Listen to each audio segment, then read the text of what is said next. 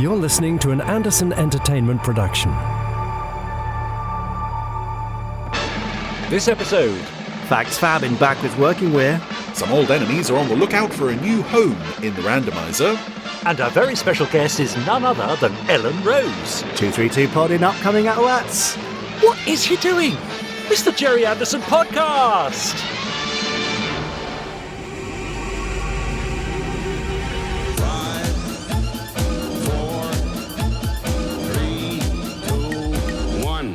Let's get started.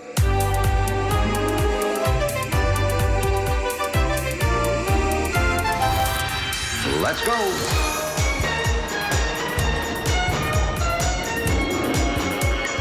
Spectrum is green. The Gerry Anderson Podcast with Jamie Anderson and Richard James.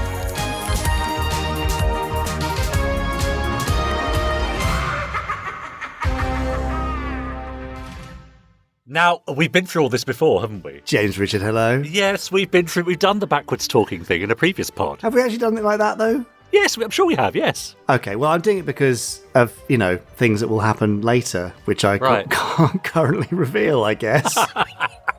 Have we just given something away? No, I don't think so. No one's listening, it's fine. Anyway, I'm Jamie Anderson. I always couldn't say my name forwards then. Right.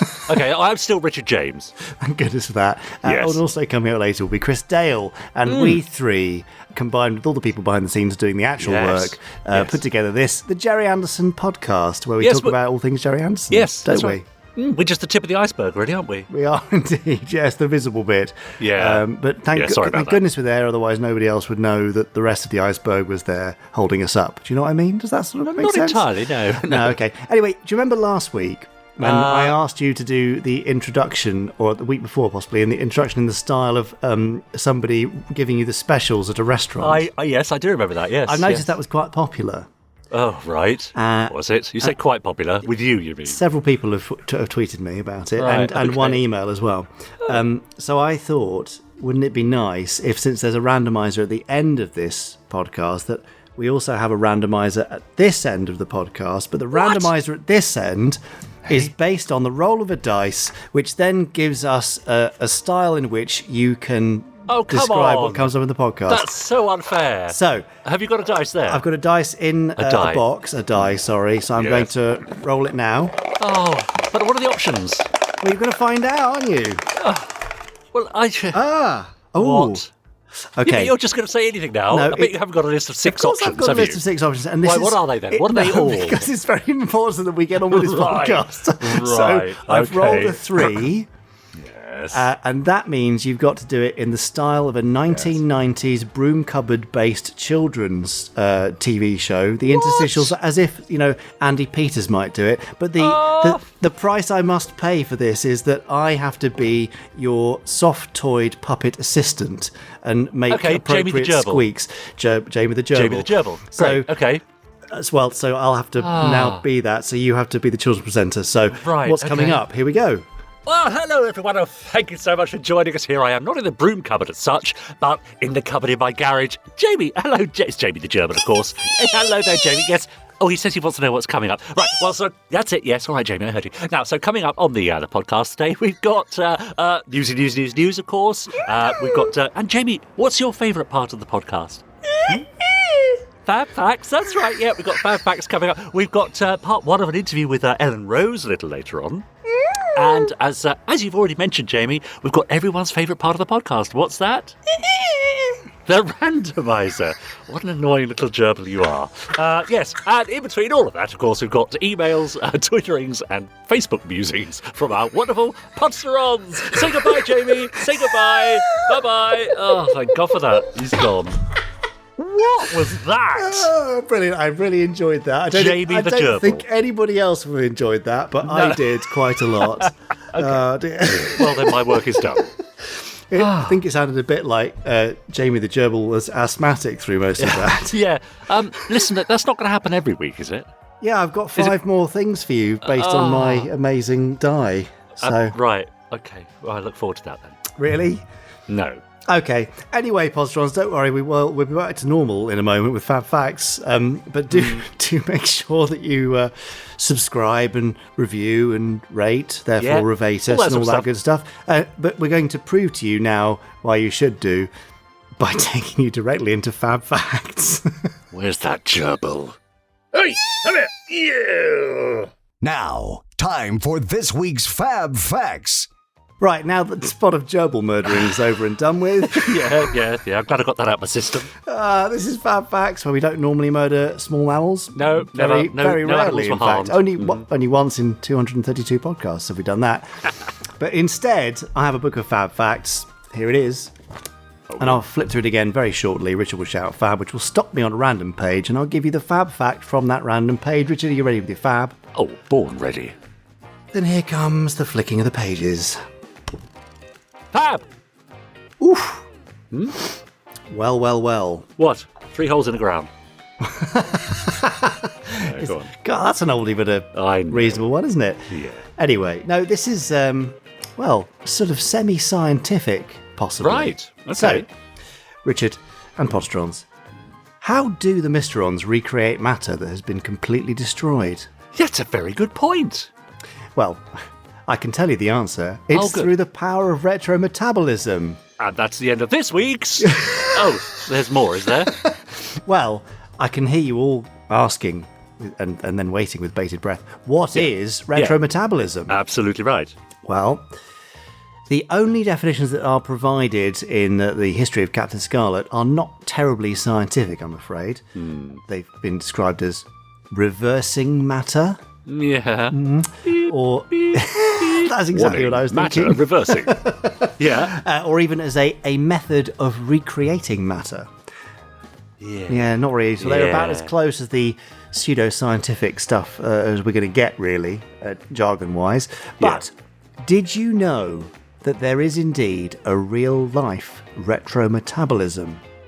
Oh, odd, is there? Yes, well, Okay. grab your lab coat, Richard and Podsterons, because this week's Fab Fact is going to get rather scientific. All right, here comes the science bit.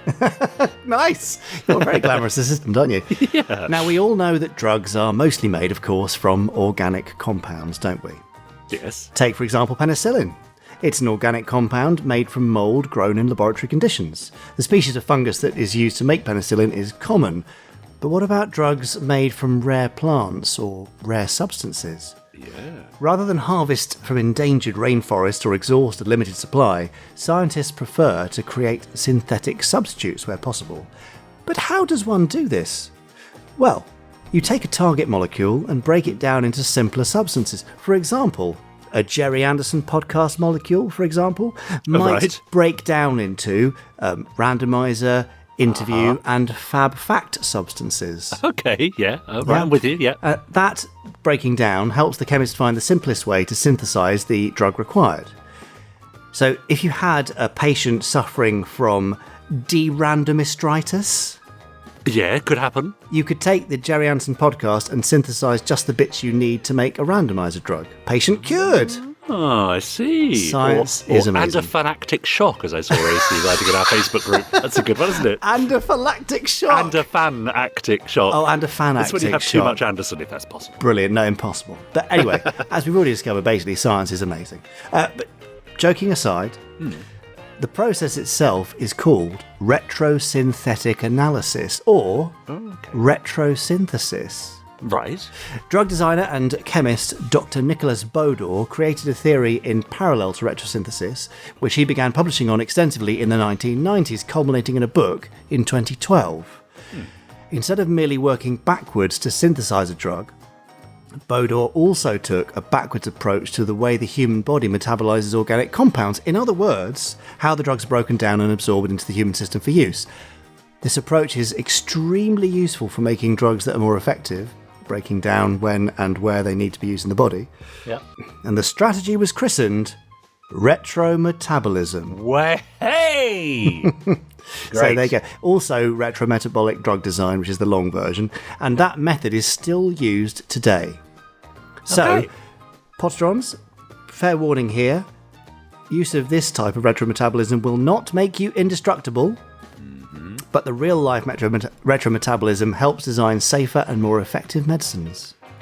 So there you go. Now, I like it. I do have a note here to say that we have in the past reached out to Dr. Bodor's office to see if he was a Captain Scarlet fan or if the series had any influence on the term that he coined. And we're patiently waiting a reply. Wow, amazing. But I have listened to a couple of interviews with him, and he's got a fantastic Transylvanian accent. Oh, has he now? Yeah. So Wow, he sort that of seems appropriate. I know. I feel like he could be a character in Captain Scarlet itself, in fact, with his wonderful accent and his science bit. So there you go. Retrometabolism is real, just not the one that you probably hoped for. Yeah, great. Impressive. Is it? I mean, yeah, as far as Fab Facts go. It's quite. I mean, it's educational. Yes, It's, absolutely. It's not actually that Anderson-y, but it sort of that's vaguely good. is. Yeah, I like it. Well done. So nice. A break from the norm there. Quite. Whoever he is. Dr. Norman Boder. No, it's Nicholas Bodor. Oh, I see. Sorry. Oh, right, yes. Anyway, let's move on. I feel like we've kind of come stumbling and shambling to the end of this week's Retro-metabolistic fact. Why did you could have gone drug fact? Well, I was trying to be sort of Anderson but that's related. too long. Well, I made it fit, didn't I? Made it work. Not really. Move on. Oh, all right, well, let's move on then to our lovely Podsterons. They are our wonderful listeners who join us every week. I know, week in, week out for at least 230 weeks now. They've been listening to the Gerry Anderson podcast, and they've been emailing us at podcast@GerryAndersonPodcast.com. Now, here's a long one. I'm going to start with this from Peach, who says, "Hello, gents, and to everyone at the Gerry Anderson podcast and Randomiser, I hope you're well. Yes, thank you. Like so many other people, I'm loving the podcasts. I'm listening in a strange order, but working through earlier episodes at the moment, and it's been great fun to hear the pod's format evolving over time." Really? Peach says, "I now understand why Richard is not so keen on Fab Facts." Brackets, Ouch. although I really like them. Sorry, Richard. Oh, thanks.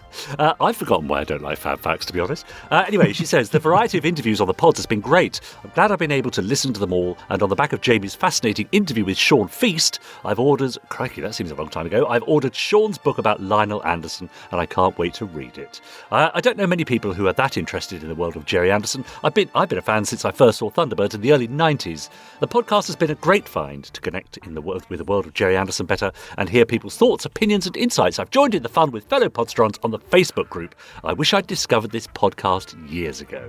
Well, you've discovered it now, and it's all still there, so that's fine. Better late than never.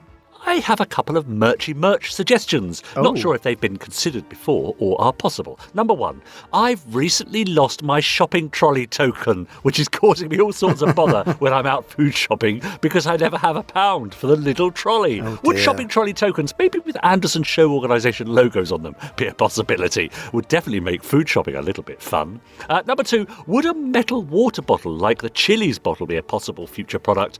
They could be quite fun at work or when out and about and spark unexpected conversations. Finally, I was watching the movie That Thing You Do, written and directed by and starring the legendary Tom Hanks. It's a fun movie about a small-town band that becomes a US one-hit wonder set in the early to mid-1960s. About 6 to 7 minutes into the movie, members of the band visit an electrical white goods store, and there's a short sequence showing the TV sets in the shop playing an episode of Fireball XL5. And Venus and Steve share a couple of lines. On entering the shop, Jimmy and Lenny from the band head to the TVs, and Lenny makes a comment that he and his gran have been watching Fireball XL5 for 3 weeks before his gran noticed that there are strings and realises she's been watching puppets. And Jimmy immediately corrects Lenny to say, "They're marionettes." That scene made me wonder if someone was having a last word on a puppet marionette discussion they might have. It was lovely to see the scene. I'm probably thinking incredibly optimistically. Shy Bairns get an out and all that. But perhaps a future podcast guest in Tom Hanks. Who knows? Keep up the fantastic work, everyone, from Peach. P.S. As I'm listening to earlier podcasts, past Jamie and Richard are mentioning plans for celebrating Pod 50. Are there any thoughts or ideas for celebrating Pod 250? And that's from Peach. Well, Peach, welcome aboard. Thank you for the merch suggestions. Yeah, I like those. What about the token and the water bottle? Water bottle is definitely on the more immediate radar. The token less so. Yeah. But never say never. Also, the thing is, you say it would make shopping a lot more fun, but actually the token for the trolley is the one thing you leave behind when you go shopping. Isn't it? You leave it in the trolley, so no one can see it.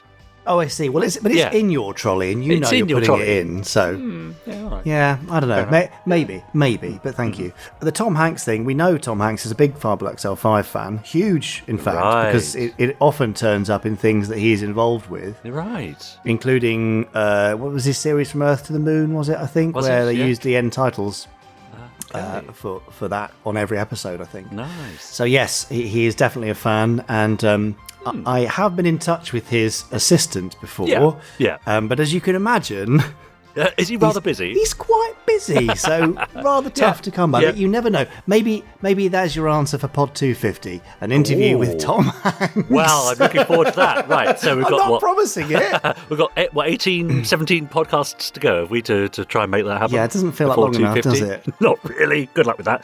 Liam Mahoney got in touch. This is following our interview with Chris Bentley.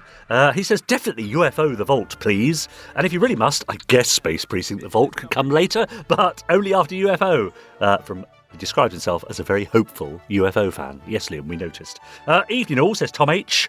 That's Tom Hodden. I hope you don't mind me asking this, but I was wondering if some more obscure corners of the Andersonverse, such as Project Sword, Star Cruiser, or even Candy and Andy, might make an interesting subject to explore in the podcast. I understand, of course, that you'll generally look for an interview as a preference, and I have no idea who would want to talk about these, but I know I would want to listen.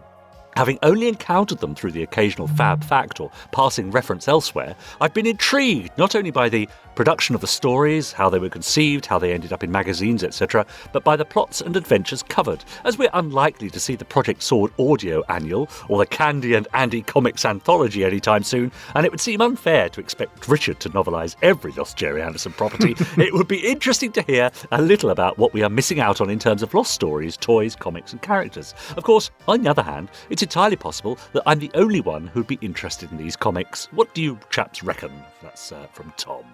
Well, interesting that you should mention those two things specifically, Right. because I can't tell you anything specifically about those two things, other than to say there's obviously a reason that I can't tell you anything specifically about those two things. So isn't that timely Wow. and interesting that you've sent an email about those two things? Yeah, right. That's all I can say about those two things. Okay, right, good. Well, that's interesting. Moving swiftly on, finally then from Stephen West, who's emailed us from Ontario in Canada. Dear sirs, thanks for the great stories, such as the Lorne Green connection to Jeff Tracy. Wow, I don't live in Toronto, so I don't know what's at 447 Jarvis now. Do you remember we were talking about the address? His acting where- school, I remember. That's right. But, says Stephen, when Lorne's school was running, the CBC studios, was he still working for them as an announcer, I wonder? Were just down the street at 354 Jarvis until 1992, and a transmitter tower was over at 345 Jarvis. Having the school close to work seems reasonable, or just the association with CBC might have helped him. Great shows. Thanks from Stephen West. Interesting. Yeah. There you go. We were asking, weren't we, if anyone had any first-hand knowledge of whether the school, well, what now stood in the school's place in that particular address. Yes, could they go there? But That's right. we don't have an answer, do we? No, but I sense we're getting close. Was it 464? 447. Oh, I don't know why I said 464 then. 447 Jarvis, Yeah. Toronto. I mean, I know this is cheating because we said we didn't want this, but I'm having a But quick you're looking look. on Google Maps. I was just having a look. Sure. Yeah, why not? I mean, it doesn't look very exciting right now. Oh dear. I think it's gotta be one of the apartments. biggest anticlimaxes we've ever had on the podcast. You think it's apartments? Okay.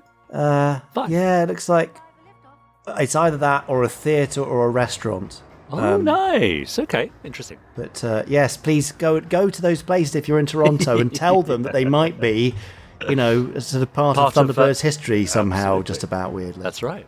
Yeah. Anyway, moving on. Cool. Well, that's it for now, but do get in touch. Podcast at GerryAnderson.com, full of your thoughts, opinions, reviews, and suggestions. And I'll read it out next time. Well, not guaranteed, but you probably will. I probably will. Yeah. Okay. Yeah. Not many fall by the wayside, to be honest. All right. Only the rude ones. Okay, fine. Well, there's a challenge for you, Podsterons. While we wait for you to write your next missive, Yep. would you like some Gerry Anderson news? Oh, not half. Good. Here's the Gerry Anderson news.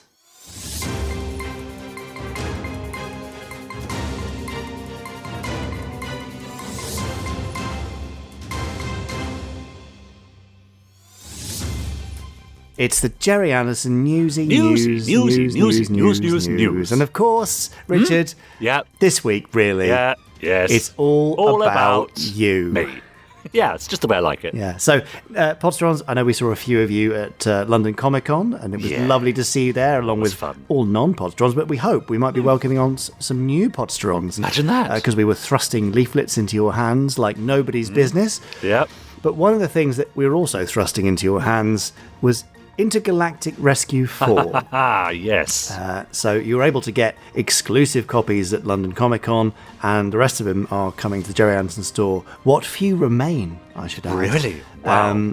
This week. So, Richard, for those who've missed what's going on, what is Intergalactic Rescue 4, and why am I asking you about it? Well, you've asked me about it because I wrote it. It's an adaptation of, I think you sent me, Jamie, didn't you, 10 quite short treatments for episodes of a series that was devised by Gerry and Fred Freiberger in 1976, 77, sort of space 1999 sort of period. Yeah, that's it. The idea being, I think it was to be a children's series, live action, potentially, following the adventures of Jason Stone and Warren, that's right, it's been a while, and their two droids, Alpha and Zeta, on board Intergalactic Rescue 4, a high-tech, high-spec rescue spaceship able to travel to the far reaches of the galaxy in the blink of an eye to help those in peril. And it was my job to take those 10 treatments, some of them varied in length, some of them from 4 to 5 pages, quite detailed, others of them just half a page or so. One of them in particular, I remember had their last page missing, so I had to make up an ending for that one, and sort of whip them into shape a bit, really, give them a bit of character, a bit of drama, and also a link between every story, which sort of grows to I suppose you might call it a season finale in the final story, The Recluse, which is the 10th story in the collection. Really great fun, a great project to work on. I really enjoyed it. Wayne Forrester has given it voice in the audio version, which I know will also be out in due course. But for now, I guess, hit the pre-order button. Tell Absolutely. Me what you think. And you should get it maybe by the end of this week if things go well, or maybe not, the early next. Now, there is a free first chapter as read by Wayne Forrester on the YouTube channel right now. Lovely. So you can go listen to that, or grab the limited edition hardback. And once the hardback is gone, it's gone, and then it'll become a paperback and ebook in due course. So if you want the nice fancy one, then you better grab it. Yeah, too bad. Before it's too late. But it's very exciting and nice to see another Anderson thing out there that has previously just been gathering dust and, actually it's been in a rather dark and slightly musky smelling filing cabinet. Yes, it has. It was nice to let it out and give it some air, breathe some life into it. Yeah. So thank you again, Richard James, for doing another marvellous job at resurrecting an Anderson show. And more IGR4 to follow. If you've read it already, let us know. We'd love to know your thoughts. podcast@GerryAndersson.com. Yes. From rescuers to bargain hunters. Oh, yes. Not the neatest segue, I'll admit. But this Friday until Monday is our Captain Black Friday weekend sale. It's the big one. It's, thanks to America, we have to have this, epic sale at the end of the year. But it's a great time to grab yourself Christmas gifts for yourself, things you've been waiting for and wanting but have been a little bit out of your price range for whatever reason. So now, from Friday, loads of stuff, selected stuff from is 50% off. It's just a flat 50% off the whole collection for Captain Black Friday, so you can grab them from Friday to Monday. However, if you would like early access, which I'm sure you would do, then you can go to Anderson.com/CBF22. And if you put your email in there, 24 hours before the sale launches, you'll get an email with a very special code just for you. And that code means that you can access all the discounted stuff 24 hours before anybody else. Why is that important? Well, the stuff is going to sell out, and we want to give it to you first, Podsterons. So if you want that early access and your chance to grab stuff before the masses get it, then just go to Ander.son/CBF22 and sign yourself up there, and we'll just get you an email out 24 hours before the sale goes live. It's just for you. How about that? Cool. Amazing. There you go. And finally, for this one, stand by for action. Oh, yes. Yeah, you've all got them now, haven't you? Mm-hmm. You've got your DVDs, you've got your Blu-rays, you've got your CDs, you've got the whole lot after all that waiting. Oh, what a relief. Now, I'm very pleased to see Standby for Action in the Amazon charts for Really? for music and soundtracks, up against all sorts of stuff, including things like Top Gun Maverick and Stranger Things and stuff which is really big, you know, and has got stuff on telly or on Netflix or in the cinemas now, and our little concert is up there performing beautifully against it. So if you'd like to order from the Gerry Anderson store, please do. We really appreciate that. I appreciate and understand that it can often be cheaper on Amazon. That's nothing to do with us. That's just Amazon doing their thing of pricing things extremely low in order to sell more, which is absolutely fine. And if you want to get a bargain, then pop along to Amazon. You can pre-order the DVD and Blu-ray, which means you'll have to wait until everybody else gets it, or the CD. So, and that will help it climb the charts. So whether you go direct to Amazon or to us, you're still doing good and supporting all things Anderson. So it's completely up to you. There you go. But if you've enjoyed it, do drop us a line, podcast@GerryAndersson.com. Tell us your favourite thing, your favourite moment, your favourite John Culshaw link or impression. Oh, yes. Or just the thing that made you get up and jump around, or maybe even made you shed a tear. We'd love to know. Yeah. I recall people talking about you and your lovely wife, Richard, when Space Precinct was being played. And you had a little sort of cuddle, didn't you? We had a little moment together. Well, it's very special for us, as we all know. So of course. It's nice to hear that live. Yeah, but I think everybody's got a track that is special to them. So we'd love to know what's special to you. Anyway, enough of this nostalgic. I don't know. I was going to say something rude then. Come on, be careful.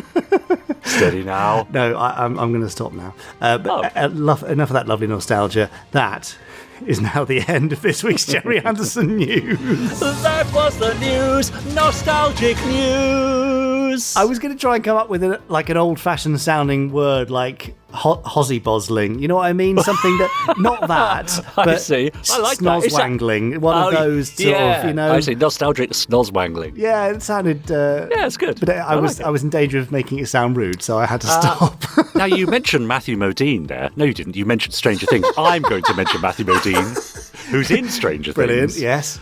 So we've been rehearsing recently, as you know, for this show that I'm in at the moment, at the Marylebone Theatre in London, a Sherlock Carol. And in our rehearsal space, it's sort of like a town hall, really, with various rooms and meeting rooms and so on. I was just chatting with this rather elderly gentleman, American gentleman, on the stairs in a break.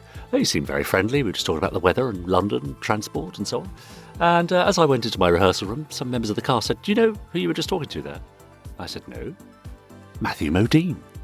Off of Stranger Things."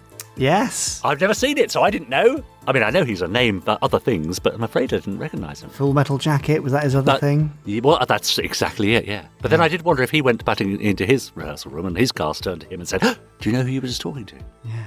And he would have said Officer, no. Officer Oren from Space right. Precinct. Who knows? It could have happened. Come on, give me my moment. It's quite possible. It's quite He's possible. probably kicking himself right now for not asking you for an autograph. Yeah, that's right. You also mentioned Standby for Action. It would come as no surprise to you, Jamie, that over on our Facebook group, facebook.com/groups/Podsterons, everyone's been talking about the fact that they have now received their DVDs, Blu-rays, CDs, and so on of Hooray, Standby for Action. finally. Pam March, for example, says, "My DVD arrived. I can't wait to watch it. FAB PWORSIG. Showdown Wing." What's that mean? I don't know. No, that's probably me mistyping something. Anyway, 1010 is the other one. Gary Hodgkinson says, "What can I say apart from brilliant? Loved it. 2 hours of great Anderson show music. I can see now why those who were at the concert raved about it. They weren't wrong." Mark Perkins, another Anderson-themed birthday, and I'm excited as the Standby for Action concert Blu-ray is due any day. Happy birthday, Mark. Trevor Knight says, "Hurrah, special delivery today from Virgil Tracy in Thunderbird 2, or it may have been the postman. Looking forward to reliving memories of a magical night at Birmingham Symphony Hall." Robert Monk says, they're here. I can't wait to watch and listen to the concert again. I just want to apologise to Louise for bugging her so much. Thank you for being so super helpful and patient. April Penfold says, "Sat with my husband watching Standby for Action DVD. I keep giggling as I keep seeing myself in the audience. I love the memories it brings back of that day." Isn't that nice? Brilliant. Love it. Talking of special days, apparently someone called Terry Adlam celebrated a birthday last week. Terry Adlam? Yes, apparently so. So to Sounds celebrate, Tom Hodden says, "Well, there's only one way to celebrate Terry Adlam's birthday. Share your worst jokes." So, we've got Tom's very own offering. I got fired from my local tandoori grill for giving away trade secrets. I broke the non-disclosure agreement. Ian Stevens says, I came back home from work to find my kids on eBay. If they're still on there tomorrow, I'll lower the price. Nice. Yeah, Ian Stevens, or rather Jeff Tilley, getting back on brand. How do International Rescue know when they're beaten? When they're hoodwinked. Hey! Pretty good. So yeah, all sorts of stuff going on over on our Facebook group. Do join in. You know, we say it every week. Lovely part of the internet. Very welcoming, very friendly. Few questions to answer. We'll let you in. Join in the fun. Yes. Yeah. Perfect. Yeah, thanks. Lovely. I can't get over those terrible jokes, sorry. No, I know. Well, that pays us back for our Halloween they were fest. awful. Yeah. What a pair of Halloweeners we are. Never mention that again. Anyway, shall we move on to an interview of some sorts? Oh, yes, I think we should. Well, this one is one I've been trying to organise for 3 years. Really? Yes. Wow. So here you go. This is with Ellen Rose. Now, not a name that lots of our Podsterons might be familiar with, but maybe you should be. Yeah. We first spotted Ellen wearing a Thunderbird 3 t-shirt on her YouTube channel many years ago. But she creates videos for herself on a popular YouTube channel, which is her own, called Outside Xtra. And she's also a bit of a Thunderbird superfan, a gamer, general all-round nerd and lovely human being. And nice to have somebody of the fairer sex, some may say, because we are often underrepresented by female fans. So I'm very pleased to have Ellen here. Absolutely. And so here's part 1 of 2 with Ellen Rose. Hello, I am Ellen Rose, and I am an online video creator working for Outside Xtra and also making stuff for myself. Very cool. Already in the top 5% of cool people on the podcast. I'm sure previous guests would agree. Now, so Ellen, you are currently wearing a Thunderbird 3 t-shirt, which I'm very pleased to see. Yeah, I am. And it is possibly that t-shirt or a similar t-shirt which made us aware that you might be into Thunderbirds. How qualified are you, do you think, to be having a chat on the Gerry Anderson podcast? Well, my love of Gerry Anderson products basically kicked off when I was very small, and they started showing reruns of all the Thunderbirds on BBC Two.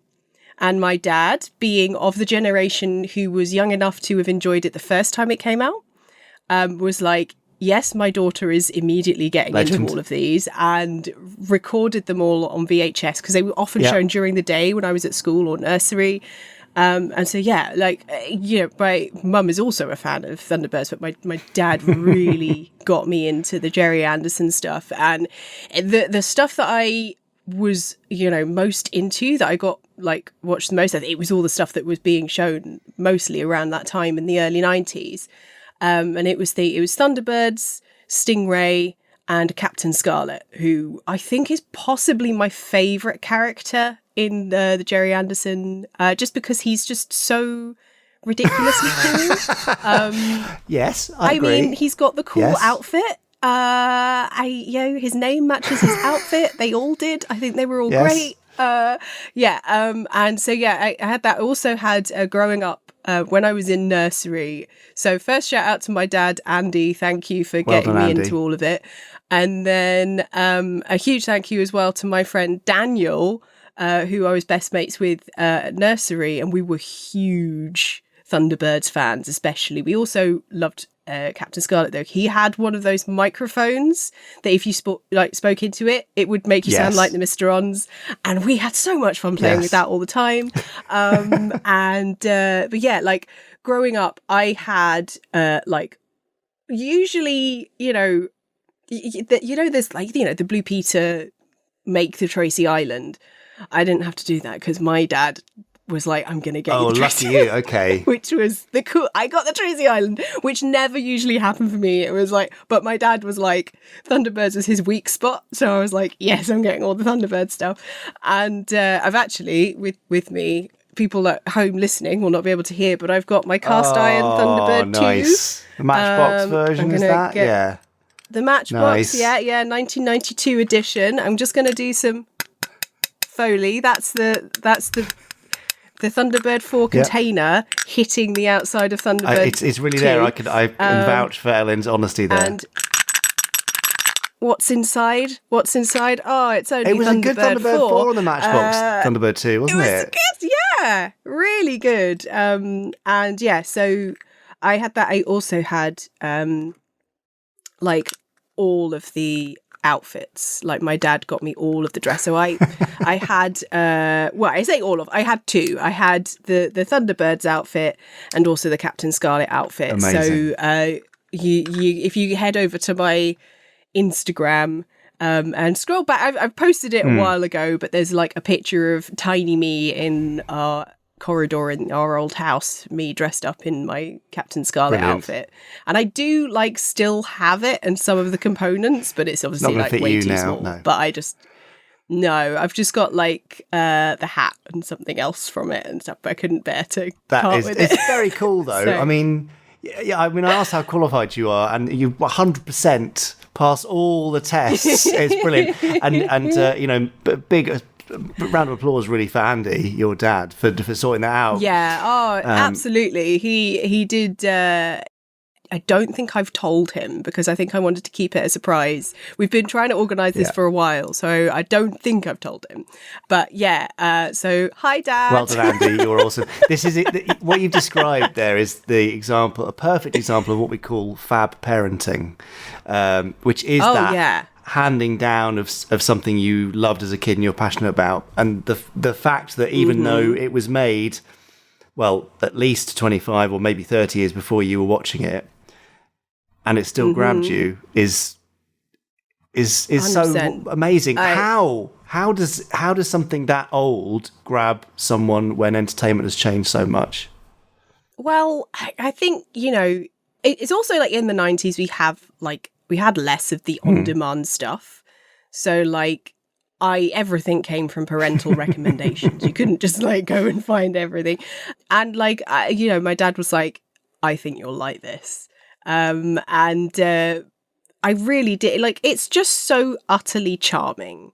And there's a lot of like, it's so full of action, like the models in it, the explosions and like all just the real life, like real effects in it, like seeing these actual things like being like pretend flown through the air and like going up. My favorite things, I think, basically all the ones where whenever they had to go underwater, because like just these little models going around and like there's neon fish going past and like they're huge and it's just so like it's so quaint in that like brilliant way, and I just think there's nothing quite like it. And there is like a kind of like hilarious charm in how the puppets move as well. So it's like it's a very there's these very serious like things happening, and then they're like oh, blub, blub, blub, blub, as they walk along, and it's really cute and I loved it.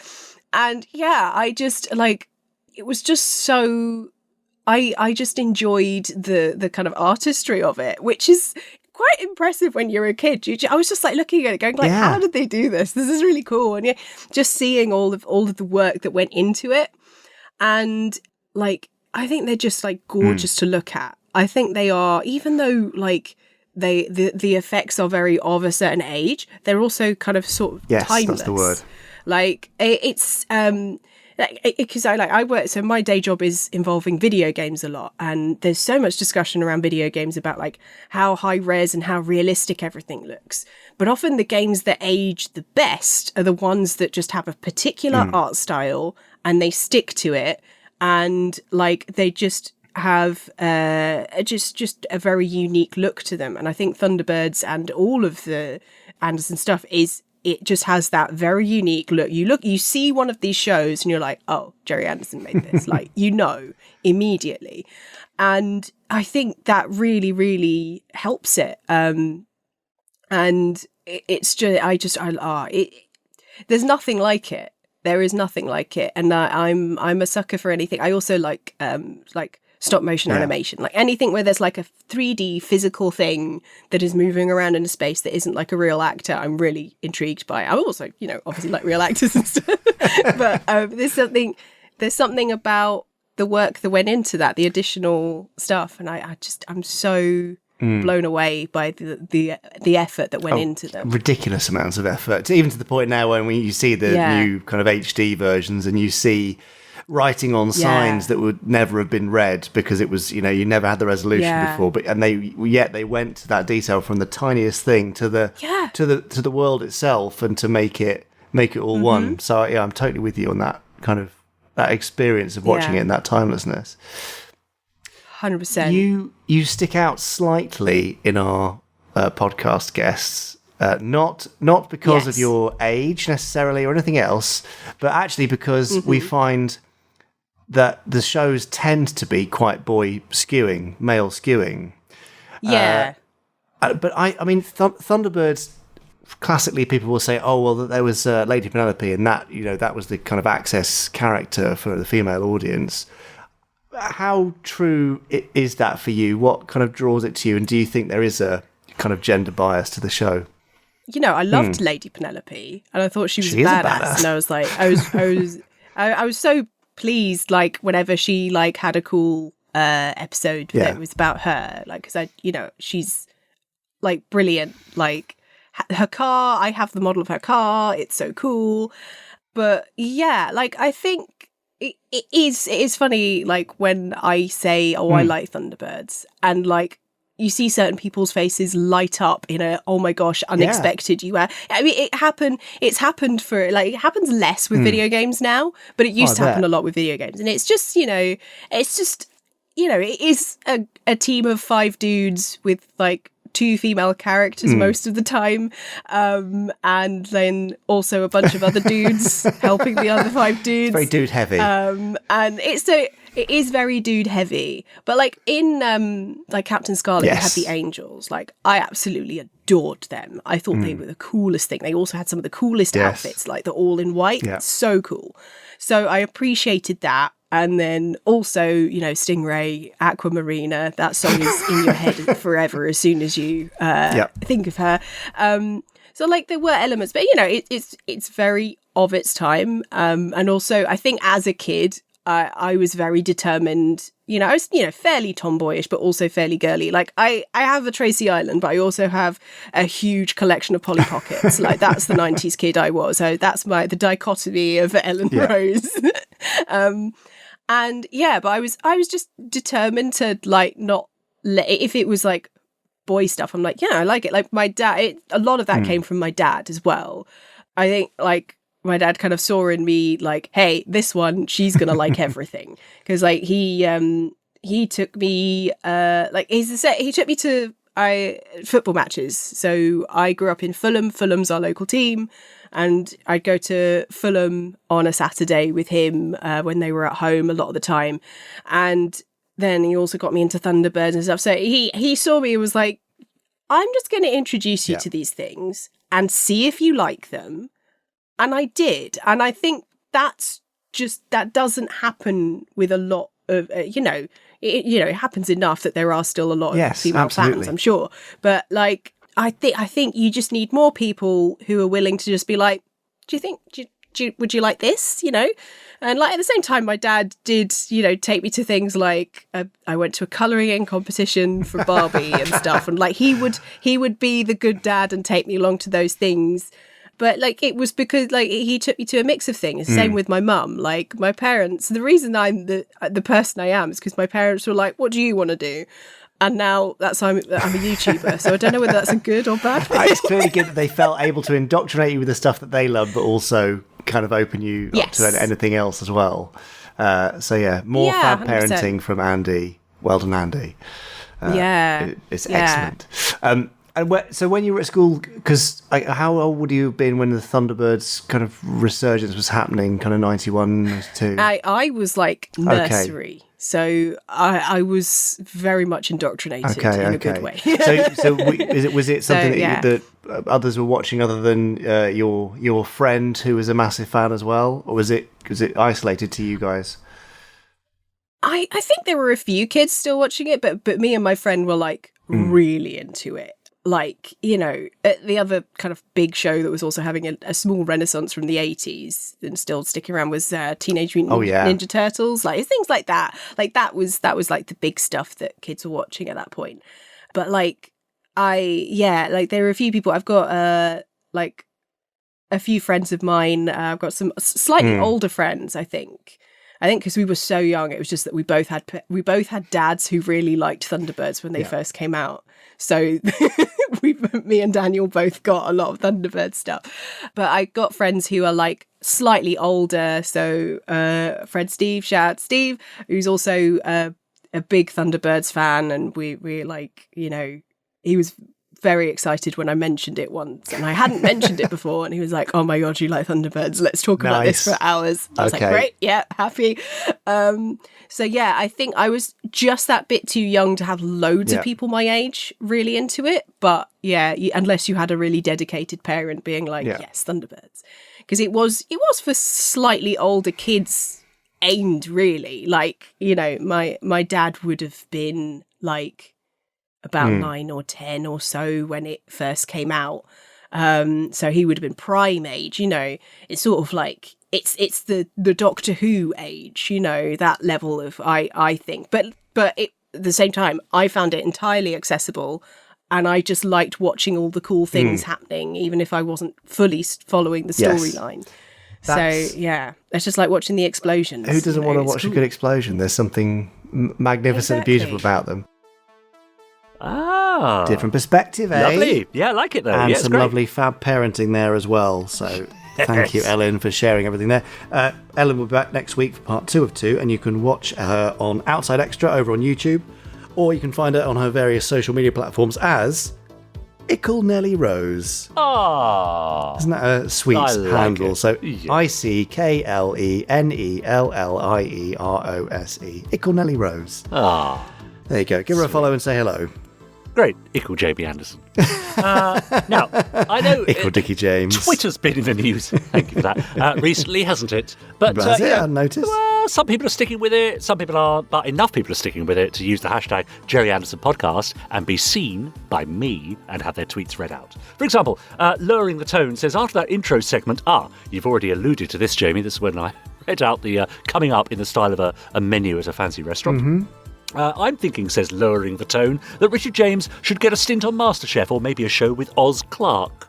Yeah, I could do that. I think so, yeah. I'm available from January. Anthony Berryman says, nothing like a surprise treat of Stand By for Action DVD turning up on a chilly Saturday afternoon with a plate of bickies, mug of tea, and my son joining me for this audio-visual treat. Oh, lovely. Thank you. Doesn't that sound great? Yeah, I want to do that now. Yeah, absolutely. Stuart Moyer says, listening to Stand By for Action from Gerry Anderson and co. Absolutely gutted I couldn't go to the concert, but the music sounds fantastic. The highlight has to be the Stingray opening number. The singers are excellent and give the right vibes. Certainly do.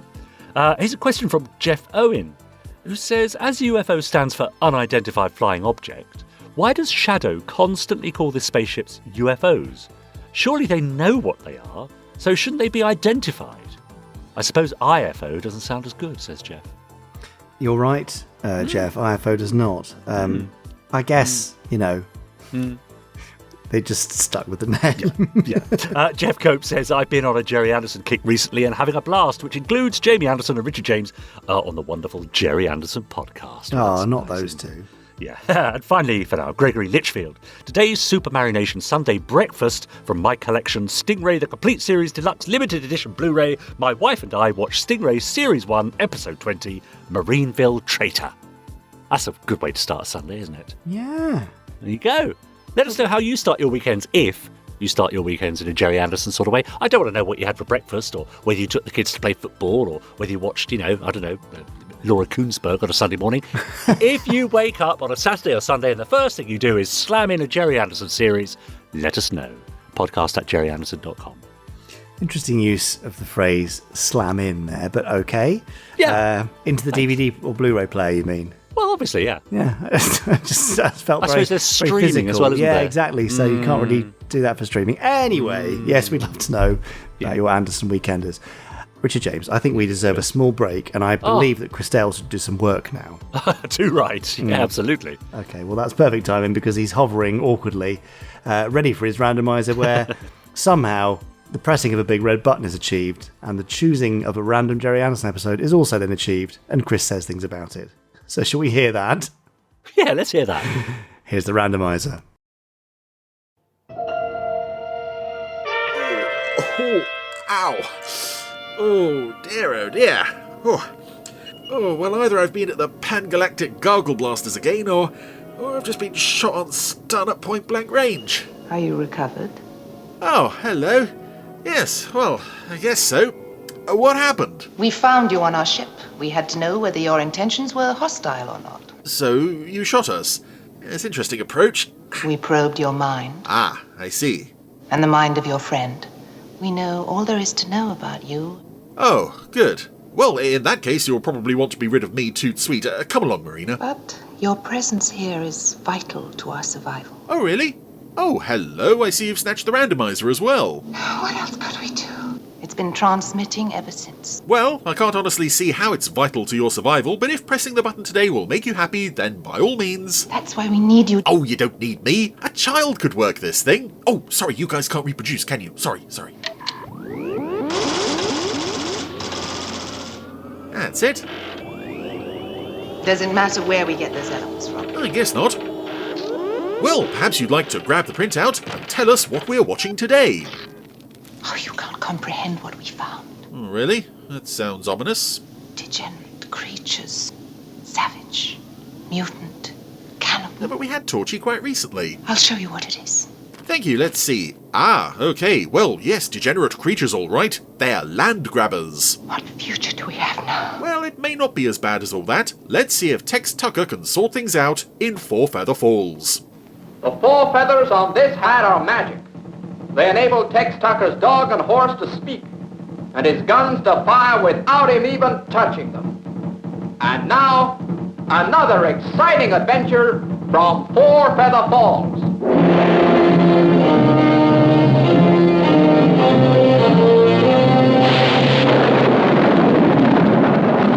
So, we are now welcoming back to the randomizer. It's Tex Tucker, it's Four Feather Falls, it's that long walk down the alleyway of Four Feather Falls to meet Tex Tucker in front of the telegraph office.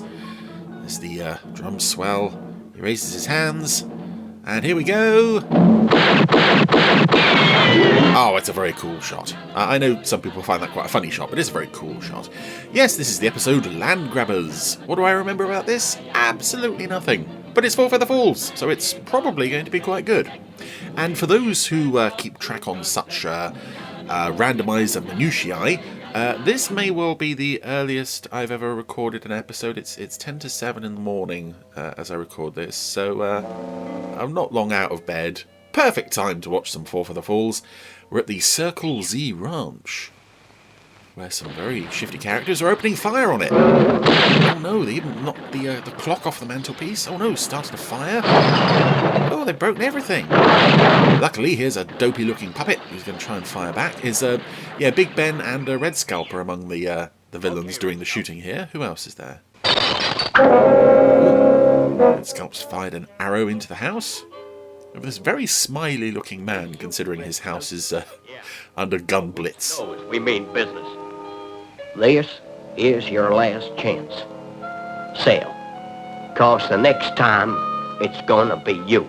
Oh, sounds like these naughty people are... I ain't gonna sail. No, why should he? Lord Fenton, they just ain't getting my land. No, they can't grab his land from him like some kind of land grabbers. Next move. You say word, me kill him. Oh, no. None of that. That'll be not easy. Not until I get my hands on this land bought legal. He can't hold out much longer. The guy's opening his door to make sure that the people who are shooting at him aren't there. Oh, that's interesting. They've sculpted a whistling mouth on him. He's whistling to a very derpy-looking horse, as is common for all Four Feather Falls horses that aren't rocky. It's him. He's making a break. Oh, no. If only we hadn't taken our eyes off the house and started talking about how we were going to take his house. Oh, no, that's it. He's out of there. We lost him. He's out of reach. And it's not like we got horses of our own. We could just follow him. Oh, they're going to follow on foot. Okay. Come on. Keep going. We gotta get to Tex Tucker. Where the Colorado River... Well, it seems to me that now you've abandoned your house, this would be an ideal opportunity for those land grabbers to move in and take it from you. I suspect you didn't lock the door as you left. Oh, but this is a nice... Oh yeah, the baddies do have horses. They are now chasing Mr. House Owner, whose name I do not yet know, while Tex is just singing his song in the sheriff's office. All three of our baddies have horses, so... And it's very ambitious for a show of this era, you gotta say. Horse chase scenes, and this lovely counterpoint with Tex's song, and little Dusty's dancing. And again, I love this shot. It happens so often in Fall for the Fools, someone arriving in town on horse, and I don't know how they achieve this stuff. He's made 4 for the Fools. Because the camera remains rock steady as the town just sort of rolls in behind them. So I guess Don't try and mess around with the camera might be mounted to some kind of rig that the puppet and the horse are on, and they're just rolled onto the set. Anywho. Abe! Why, you old son of a gun. How are you? What's his name? Was it Ed? Or did he just say hey? Sit down. Tell me all about yourself. How's the ranch? They're trying to grab it, Tex. It's bad. How come? You know Morg Fenton? Yeah, he's a neighbor of yours. Why? He's trying to drive me off of my land. Why? And tonight he succeeded. Oh no, my house is gone. Why should he want your place, too? 'Cause I got some of the best water in the territory. Ah, water. He wants it for his herds. Oh, right. Okay, so they're not just being naughty for the sake of being naughty. Well, I'm sure Ben But you is. don't. Tonight he come around with some gun hawks and shut up the place. I managed to get out and ride over. You ain't alone up there. He scared off all my men. Now they're out to get me. Look. And I don't have a wife. I never married. Nobody loves me, Tex. Waiting for me outside the town. This ain't so good, Abe. Oh. You see, I don't rightly know what I can do. Your place being outside of my territory. Oh, so he's going home now? Oh, of course, Red Scalp is waiting for him. Keeping an eye out from a rocky ridge as he makes his way home on his silly horse. Red Scalp. Him right. Oh, Tex Tucker? No, Weeks. Him right alone. Alone? That's just dandy. I reckon Tucker don't want to be involved in trouble that don't concern him. Come on. Oh yeah, that sounds like Tex, all right. He's never one to help a friend in distress. Weeks. Dusty! Hey, Dusty! Oh, what do you know? He looks like he's about to ride out and be of some assistance. We got work to do. Where are we going? Over to Circle Z. Good show. I was rather wondering what you intended to do. Then the sooner we start, the sooner you find out. Ooh. Who's in charge of Fall for the Falls while you're gone? In fact, is anyone else in Fall for the Falls this week? Well, we don't know, because we're back to the Circle Z ranch. Here he comes. Yeah, the guys have taken over his house. He's tied up his horse outside, he's heading back in. But they're already inside, because he must have left the door unlocked. Or they may have got in through the windows that they shot out earlier. Nevertheless... Howdy, Abe. Don't, Abe. Ooh. I don't want to have to plug you. Why? That's some nice sort of body language movement from that puppet there. He was facing away from Naughty Man, who's got a gun on him, and he reached for his own gun. The body language was really nice there, but it's kind of let down by the fact that he's got this permanent smile on his face. We're going to have a little business talk. Ain't no business I want to do with you. That's where you're wrong. There's this land, for instance. See? Never get your hands on that. I reckon that you might be, And another example here of an actor talking to himself. This is of Kenneth Connor. I reckon I might. Talking to himself here, I think. Time. How come? Because you're too late. I've sold up. I'll kill you for this, Weeks. I'll tear you into little pieces. Who's he sold his house to? Fenton! Oh, his Red Scalp. Fenton! I can't make out what he's saying. He can't do nothing. Probably doesn't help that I talk all over it, but anyway. Be too sure of that, Mort. I reckon this is his territory. What do you mean? I sold to him last night. Aha! This is Tex's house. You're on his land now, boy. Because when you signed that bill, you signed your own death warrant. Ooh. Now get over that window, quick. So, Tex has now arrived at his new home. He's tied Rocky up outside, and yeah, you can see Rocky compared to the other horse. There's no comparison. Tell him I've got a gun in your back. I love how terrible the other horses in this show look. It's so funny. Tex, don't listen to him. Get away from here. Take it easy, Abe. Abe. Okay, that's his name. His own house and having a talk with his neighbor. Drop the hardware. Reckon you're right there, Morg. Live action insert shot. Oh, Tex is undoing his belt to drop his guns. Well, that was a live action crotch insert we got there. That was unexpected. Magic guns, yeah. Of course, Ben knows about the old magic guns thing. Okay, now say your piece. So Tex is walking in without them. Yeah, you made that pretty clear. Or maybe I ain't made it clearer enough. Now get over by that wall. You two. We gotta do something. We just can't leave the boss in their hands. I quite agree, old boy. The question is, what? We gotta get the magic guns closer so they can use them. Well, no, come on. It's not the guns that are magic themselves. It's the feathers, old chap. And they're still in Tex's hat. You make out a bill of sale in the next 30 seconds, you're gonna see me shoot your buddy here. It's interesting as well that we have Red Scalp and Big Ben, two of our 4 recurring villains, but they are sort of subservient to this main villain who we've never seen before and will probably never see again. While the main villain is dealing with well, go on. The issues of who owns what house, Red Scalp is outside. Got his back to Rocky and Dusty, so he can't see that they're approaching the house. Quick, get going before he chase us. Oh no, they're trying to draw him away, I think. Say goodbye to your friend, Abe. He's gonna get it first. Oh no. Yes, Red Scalp has noticed that Tex's horse is now trying to climb into the house. Whoa! Before he can take a shot at Rocky, Dusty has come and bit him on the bum. That's what we like. What goes on? Hold it, and drop that gun. My horse is covering you with my magic guns. Oh, you got him as well. No, Tex. No. Abe, grab a gun to keep him covered. I better see what's going on out there. Yes, he's holding the holster between his teeth, which is quite fun. And Dusty is still taking a chunk out of Red Scalp. Oh, dear. Okay, Dusty, relax. I know you've got a taste for human flesh, but best let him go now. Red Scalp, you're going to have plenty of time to cool off. In jail. Now, I recommend you don't sit down, though. Oh, that must be sore. And yeah, Dusty is panting as if that was quite fun. Yeah, boss. Oh. I want to thank you guys. Without you, I'd have been in real trouble. Thanks, fellas.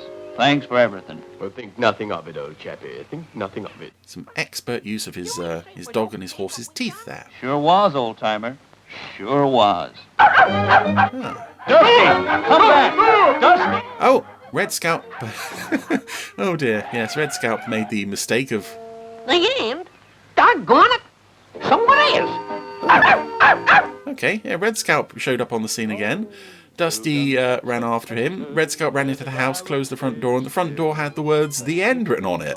That's what Dusty was on about there. That's an interesting way to end what I feel was quite a strong episode of the show there, really. It's a very simple story, very efficiently told, but there's some nice threat to open the story that remains credible all the way through. So despite the fact that we don't get to see the town's assortment of colourful characters, just Tex and his chums, I'd say on the whole that was a rather good episode of Four Feather Falls, don't you know? There. Four Feather Falls. Yeah, great. I must say, lovely to hear that on the Standby for Action concert as well. Yes, Yeah, and lovely really lovely to see it in the video form as well. That's with right. Tex in the bath. Yeah, nice. A classic. Anyway, as we hear once again, there's always magic in the air. In That's Four Feather true. Falls. Lovely stuff. Oh, yes. So thank you, Chris. He'll be back doing some more work next week when he does his next randomiser, which we look forward to very much indeed. Yep. Have you got any more bits and pieces you'd like to share before we toddle off? Actually, I do have something really important to say. Uh-oh. So just, could we stop? If you're playing a background music, any bed under this, could you just stop that now? Just have silence, so I have something really important to say here. I don't want any music or anything distracting. Okay, you ready? Okay. Don't forget to subscribe to us on whichever platform you're listening to us on to be sure to hear every episode as it drops every week.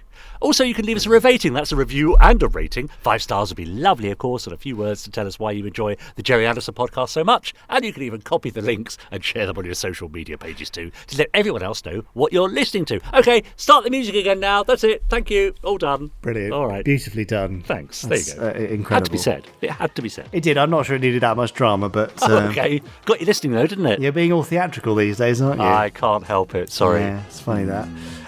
Just remind us as well, Dixter, where can people come and see you and when and how in your thing you're doing? I tell you what, you can come and see me in a Sherlock Carol at the Marylebone Theatre. This is like back in the day when I used to watch sitcoms on TV. At the end, as the credits rolled, they would say things like, Les Dawson can now be seen in Run for Your Wife at the Bournemouth Pavilion.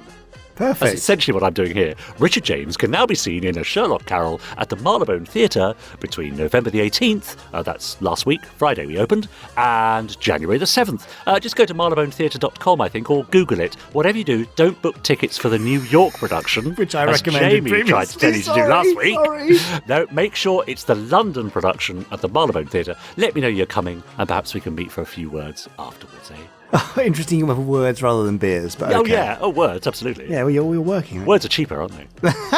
They can be free or very expensive. Exactly, that's true. Anyway, right. Yeah, very great. good. Well, I'm looking forward to seeing you there at some point for a few words afterwards. Yes, well. That's all you'll get from me. I thought so.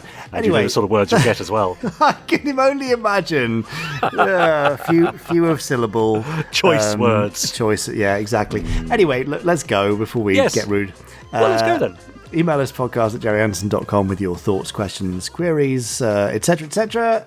Please do those rating things for us, and we will be back making your ears clammy and chilly because of the weather. If you're in the UK, that is, next week.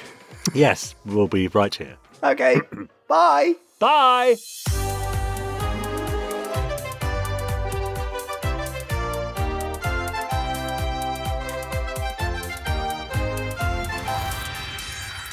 Stage 1 complete. Let's go.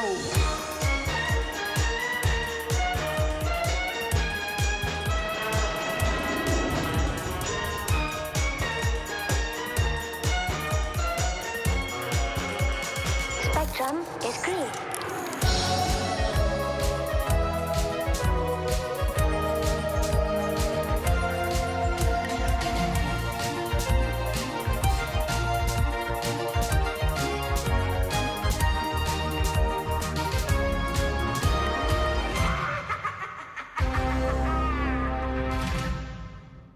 Now, talking of gerbils...